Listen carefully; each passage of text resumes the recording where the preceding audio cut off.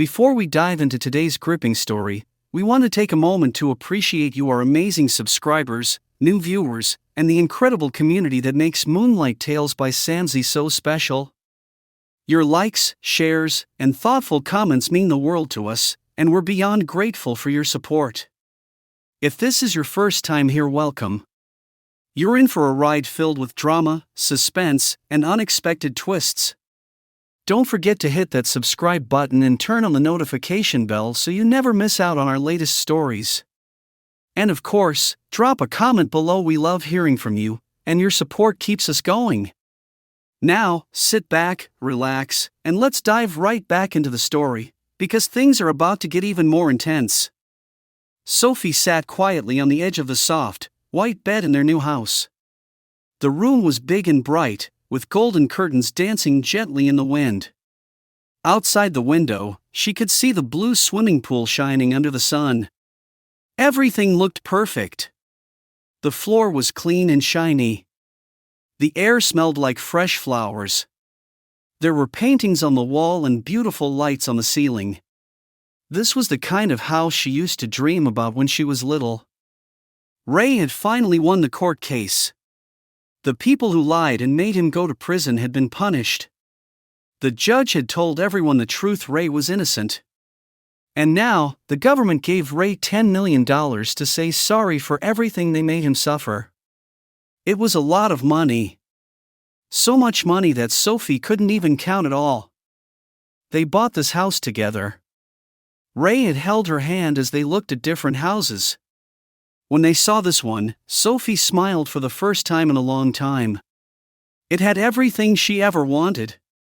A big kitchen. A garden with flowers.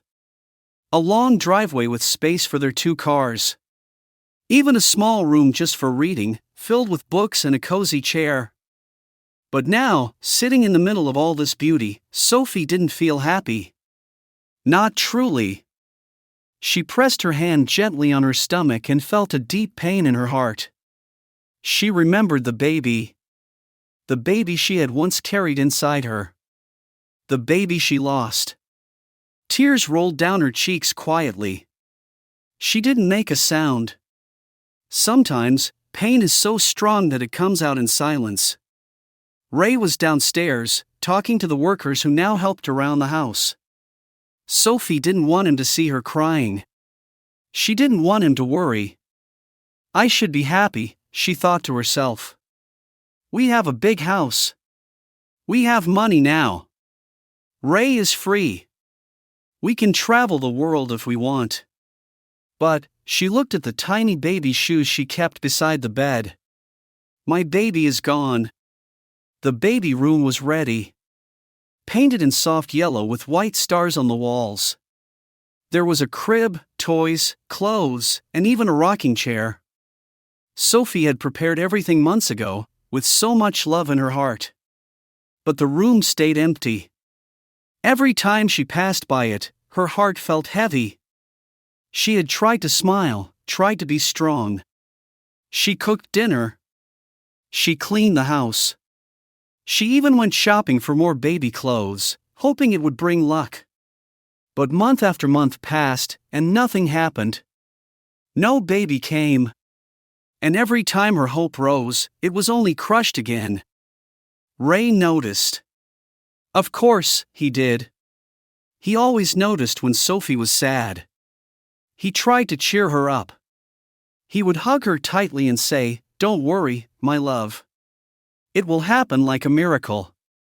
You'll see." His voice was kind and full of hope. He believed in her and in their future. But sometimes, Sophie didn't believe in herself. She felt broken. She thought maybe something was wrong with her. Maybe she wasn't strong enough. Maybe she didn't deserve to be a mother. The house didn't feel like a home to her yet. Not without a baby's laughter echoing in the rooms.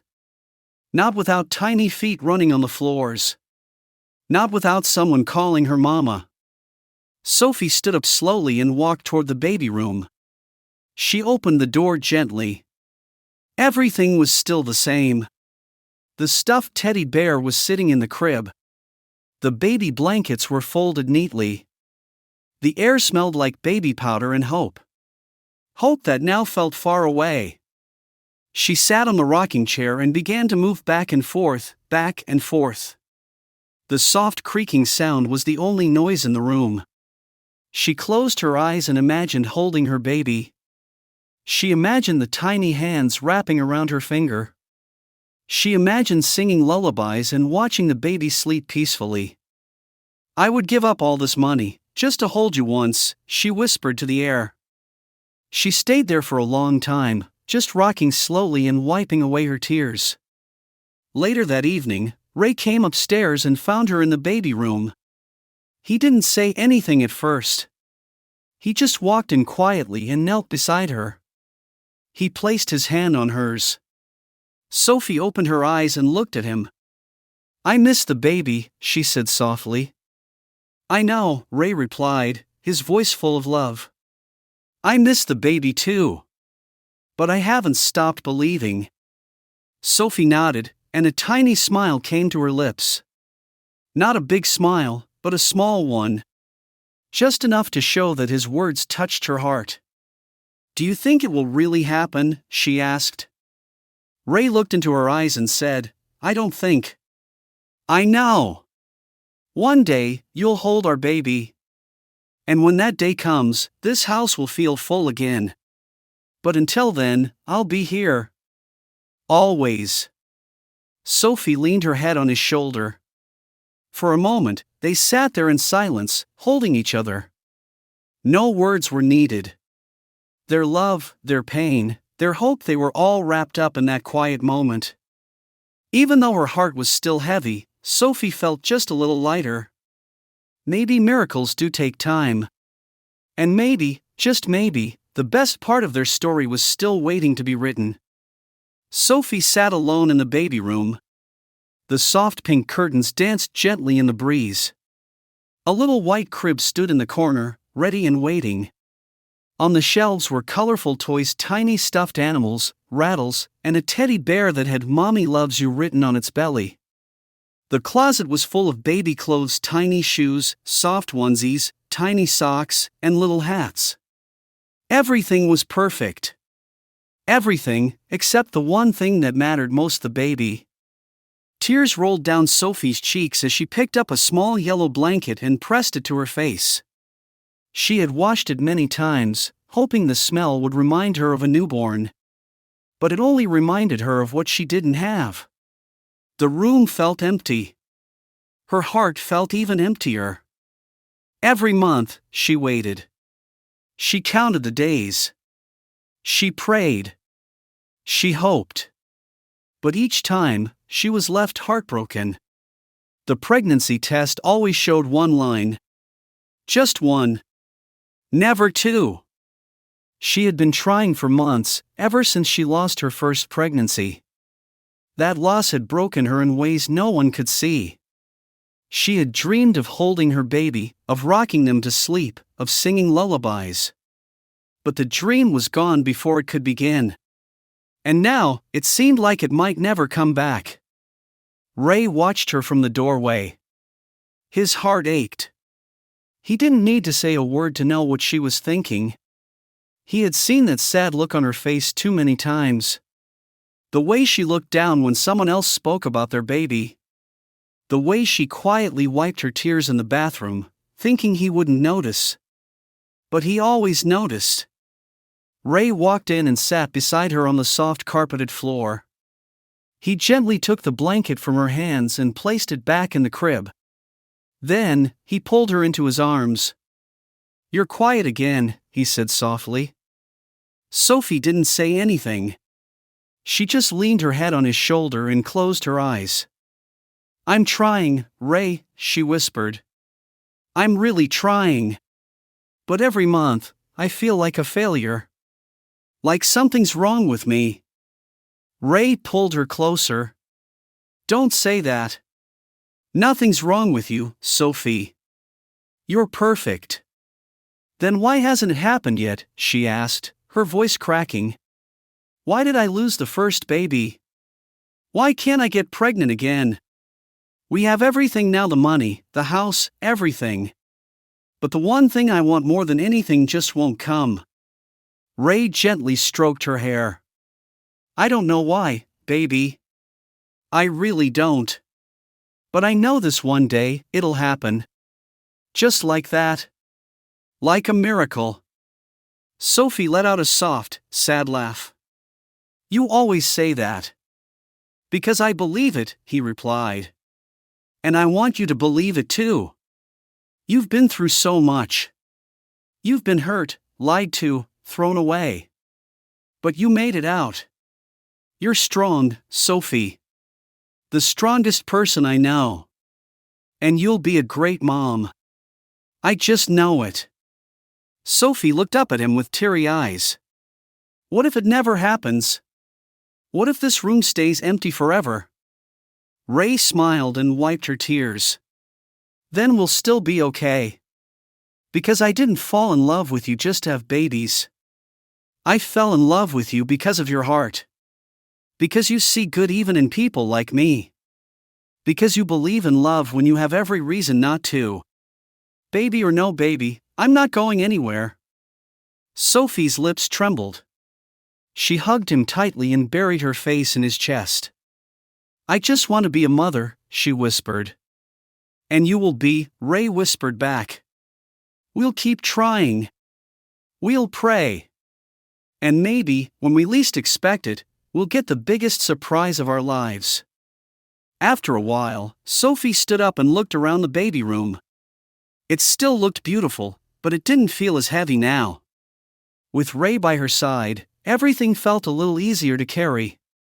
That night, Ray made her favorite dinner, creamy pasta with garlic bread. He even lit candles and played soft music in the background. As they sat at the table, he held her hand across the plate. To hope, he said, raising his glass of juice. To miracles, Sophie replied with a faint smile. After Sophie left the house, everything started to fall apart for her foster parents, Mary and Gerald. At first, they thought life would go on just fine without her. Mary believed Sophie was a burden, someone who brought no value to their family. She was adopted, after all, and they never truly treated her like one of their own. Gerald only cared about his own children, Eric and Erica, the twins. But soon, things began to go wrong. Gerald got sick. Very sick. He started coughing all the time. At first, they thought it was just a cold or maybe the flu, but it didn't go away. His cough got worse every day. He became tired, pale, and weak. He couldn't go to work anymore. He couldn't even walk far without gasping for air. When they finally went to the hospital, the doctor said something that made Mary's heart freeze. Your husband has lung cancer, the doctor said quietly. It's very serious. Mary felt like the ground had opened under her feet. Gerald had always been strong. Now he was lying in bed, too weak to even speak properly. The doctor told them he would need a lot of treatment, chemotherapy, drugs, special food, and rest. But all those things cost money. A lot of money. Mary and Gerald didn't have savings. They had to start selling their things. First, they sold their furniture. Then they sold their car. Then they sold their small house and moved into a tiny room in a poor neighborhood. But even that wasn't enough. The cancer didn't care about their money. It kept growing. As Gerald got worse, their twins started changing too. Eric, their son, was once full of dreams. He wanted to be a police officer when he was little. But with no money to pay for his school, he dropped out. He stayed out late at night, coming home with strange bruises and stolen phones. Mary knew what he was doing, but she was too tired to stop him. Eric had become a thief. A well-known armed robber in the area. People feared him, but at home, he acted like nothing was wrong. Erica, their daughter, also changed. She was once a quiet girl who loved to draw and play music. But after school ended for her, she became angry at everything. She wanted new clothes and nice things, but they had no money. So she started going out at night, wearing tight dresses and too much makeup. She came home with cash in her purse and lipstick smudged. Mary didn't need to ask where the money came from. She knew. Erica had started sleeping with men for money. Every day, Mary felt like her world was breaking more and more. Her husband was dying, her son was a criminal, her daughter was doing shameful things, and their family name was now a joke in the neighborhood. People whispered about them whenever Mary walked down the street. That's the woman whose kids turned out bad. That's the family who kicked out their adopted daughter and now look at them. The words cut through her like knives. One night, Gerald was lying in bed when he called Mary over. His voice was so low and shaky. "Mary, do you think this is punishment?" he asked. Mary looked at him, confused. "Punishment for what?" "For how we treated Sophie," he said, looking up at the ceiling. "She didn't deserve what we did. We were cruel." Mary didn't say anything. Deep down, she had been thinking the same thing. Sophie had been kind, quiet, obedient. And even when they mistreated her, she never talked back. She just cried quietly and kept doing all the chores. Now Mary felt something heavy in her chest. Guilt. Maybe, just maybe, everything that was going wrong was happening because of what they did to Sophie. They had forced her to marry a man they believed was dangerous, all because they thought she wasn't worthy of love or respect. But now, the man they feared, Ray, had turned out to be a good person. He had protected Sophie. And the news said he had won a big court case and received $10 million. Mary couldn't believe it. The same man they threw her to was now rich. And Sophie was probably living her best life. Meanwhile, they were drowning in shame, sickness, and sorrow. Every time Gerald coughed, Mary looked at him with tears in her eyes. She had tried everything to help him.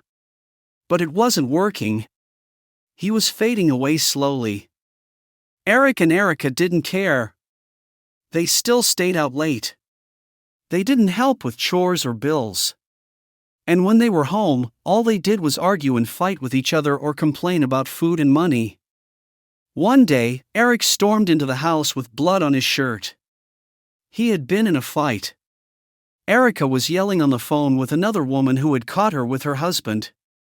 The house was full of noise, pain, and chaos. Mary sat in a corner and whispered, "What have we become?" It was a quiet evening. The sun had gone down, and the sky looked gray like it was about to cry. Inside the small house, Mary, Gerald, Erica, and Eric were sitting around an old, shaky table, eating their dinner. The food was just boiled yam and red oil. There was no meat, no fish, nothing extra. Gerald was coughing gently between bites, holding his chest like something hurt deep inside. Mary sat across from him, her eyes tired and her face pale. She had not smiled in a long time. She looked at her husband and sighed. Gerald looked very sick. His skin was thin, his cheeks had sunk in, and his hands shook a little as he lifted his spoon. He had lung cancer, and all the money they had was already gone. The house they once owned had been sold. The car was gone too. Even their savings, every little thing they had been spent on hospitals, drugs, and trips to the clinic. But nothing helped. The only sound in the room, aside from Gerald's coughs and the quiet clatter of spoons, was the old radio sitting on a wooden stool in the corner. It played soft music at first. Then, the voice of the newsreader came on. "This evening," the voice said, clear and firm, "we bring you an unbelievable story. A former ex-convict who was wrongfully imprisoned for 10 years has finally received justice." Nobody paid attention at first. Erica was busy fixing her hair with her phone's camera, even though the battery was already low. Eric sat with his cap turned backward, chewing loudly and looking annoyed for no reason. "This man, whose name is Ray," the radio continued, was declared innocent by the federal high court. After a long battle, he was given $10 million as compensation for the years he spent in prison. The money was paid just last week. Ray and his wife are now said to be living in one of the richest parts of the city. They recently bought a luxury house with a swimming pool, and were also seen driving into the estate in a black Jeep. Ray has also opened a charity foundation to help other ex-convicts who were wrongly jailed. Mary suddenly stopped eating. Her spoon dropped into her plate. "Wait, did he just say Ray?" she asked quickly. "Erica! Turn up the volume," she shouted, her voice shaking. Erica rolled her eyes but reached for the radio and turned the knob. Ray was released 2 years ago. He married the young woman who had stood by him all through his trial. Many believed their marriage wouldn't last. But against all odds, they are now one of the happiest and richest young couples in the city. Ray said during the interview, "It was my wife's love that kept me strong through everything. I owe it all to her." Mary gasped. "It's him! It's Ray! Sophie's husband!" Gerald sat up slowly, coughing. What did you say?" "It's Ray! It has to be him." Mary's eyes were wide now. "Our Sophie's husband?" Eric looked confused. "Wait, Sophie? As in the dirty girl we adopted?" Mary turned and gave him a hard glare. "Don't call her that." Erica scoffed and leaned back in her chair. "Beg who? That dirty daughter of a lunatic? Oh, please." She rolled her eyes and laughed like it was a joke. Mary stood up so fast that her chair fell backward. "Don't you dare say that again," she shouted, pointing a finger at Erica. "You, who walks the streets at night like a stray dog. How many times have I gone to the police station to bail you out? Eh? Because someone's wife caught you in her husband's bed again?" Erica went quiet. Her face turned red, but she didn't say anything. Eric stood up now, defending his twin. "What's the big deal? Why should we go begging Sophie? Just because Dad is sick? That's not a reason to crawl back to her feet. Besides, he's old already." Before Eric could sit down, Mary turned to him sharply. "You are the one with nothing much to live for," she shouted, loud enough for the neighbors to hear. She walked closer to Eric and pointed in his face. "You call yourself a man? You walk around robbing people, carrying guns like a street animal. Tell me, how many times have you helped this house with money? Ha! Even your criminal life can't feed you." Eric looked away, ashamed. Mary turned back to the table and slammed her palm on it. "You both eat my food, sleep in my house, and talk with such pride. But look at you. One is a prostitute, the other is a thief. And you call Sophie dirty?" Gerald coughed again, this time harder. Everyone went quiet. He lifted his head slowly. His voice was weak, like wind blowing through dry leaves. "Do you all want me to die?" Mary looked at him, her face softening. Gerald nodded. "Then go and beg Sophie. I don't care what we did before. I don't care how angry she is. If there is even the smallest chance she might help us, we must take it. I'm not ready to die." He paused, breathing heavily. "I know what we did to her was wrong. I know she might never forgive us. But we have no one else. Our twins are lost. We have no money. No house. I am sick. And Sophie, she has what we need. Peace. Money. Hope." Mary wiped her face with the end of her wrapper. Tears were falling from her eyes. "I'll go," she whispered. "Even if she slams the door in my face. Even if she spits at me. I'll go." Eric sat down slowly, saying nothing. Erica folded her arms and stared at the wall. The radio kept playing, talking about Ray's new mansion and the charity foundation he had started. But inside that small, broken house, the silence grew loud. The kind of silence that comes when truth finally enters the room. Gerald looked around slowly. His voice was soft, but firm. "If you all want to let me die, that's fine. But I want to at least try. I want to say sorry to Sophie. I want to ask for her forgiveness before it's too late." Mary reached for his hand and squeezed it gently. Her eyes were full of tears. "We'll go, Gerald. We'll go and ask. Even if she slams the door in our faces, we'll go." Eric looked down at his plate. His hands were clenched. "Do you really think she'll help us?" he asked quietly. "I don't know," Mary said honestly. "But we owe her that much. We owe her everything."